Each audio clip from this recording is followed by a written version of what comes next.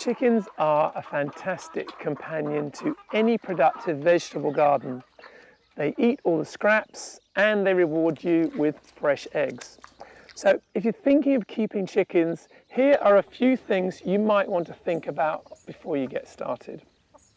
Just like vegetables, chickens need good conditions to thrive.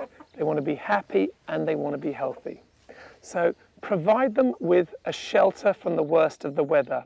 A chicken coop, somewhere where they can go in and lay their eggs, they can shelter overnight, and they can be protected from predators. If you're in an urban setting or a rural setting, you might want to build an enclosure for your chickens so that you at least contain them when they come out of the coop during the day. Make sure that your enclosure is big enough for the number of chickens that you want to keep. In a rural setting like ours, the chickens come out and they can really get to grips with the whole garden, where they're brilliant at keeping down pests like slugs as they grub around for extra food. It's important though, if your chickens are going to range free, to protect your vegetable gardens. That means some form of fencing. When you're thinking about a chicken coop, as a rule of thumb, a chicken coop that's about 2 square meters will hold enough space for between 4 to 6 chickens. If you overcrowd your chickens, they're not going to lay, they're not going to be happy. We've got a rooster now. In town, roosters are not allowed. In the countryside, you can get away with it as long as your neighbours don't mind, and that's because roosters tend to start their day at about 4:30 or 5 in the morning, and they let everybody know that they're fully awake. The benefits of a rooster are that they establish a hierarchy, so they stop the hens from pecking each other. They also protect the hens. They'll give the alarm if there are any predators around, and they will shepherd the hens to safety.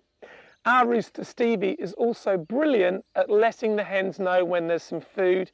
He spots something to eat, he calls them all around, and he shares it with them. Chickens need to be regularly fed. So you can give them all your kitchen scraps, and that includes things that you can't normally compost, like meat and pasta and fish. On top of the kitchen scraps, so you want to provide them with some calcium, so that could be crushed up oyster shells or eggshells that have been crushed and put back into their feed. We supplement our chickens with kitchen scraps, and we also give them layers pellets that have minerals and nutrients in them, and also some grains. Chickens need fresh water. They don't like to drink dirty water. So provide them with fresh, clean water daily, especially in the summer when they're going to get really thirsty. Do you know, apparently it takes a chicken the same effort as it does a human female to produce a baby, to produce an egg, and they do that every single week, so they need to be looked after. There's a breed of hen called a brown shaver, and these really are an egg pump. They will produce up to 350 eggs a year, so that's a lot of eggs. Alternatively, if you go for other breeds, fancier breeds, then you might get down to about 240 to 260 eggs per year. Egg production is most in the spring and the summer when there's more sun, more daylight hours, and in the winter it really starts to ramp down. So although we may love our chickens, they do end up getting quite smelly, especially their enclosure. Now you can reduce the smell by cleaning them out regularly, but even then you might want to think about locating your chicken house or your enclosure somewhere that's away from where you particularly live, where your house is.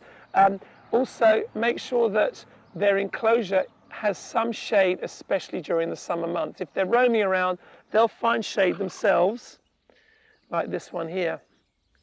Now, we've got a broody hen here. She's crept out and she's laid some eggs. She wants to have some chicks, so I think we'll leave her to it. So there you have it. There's a bit of work involved, absolutely, but chickens are well worth it. And you have the added excitement every morning of getting up, not only to see if you've got extra carrots in your garden, but have you got any fresh eggs?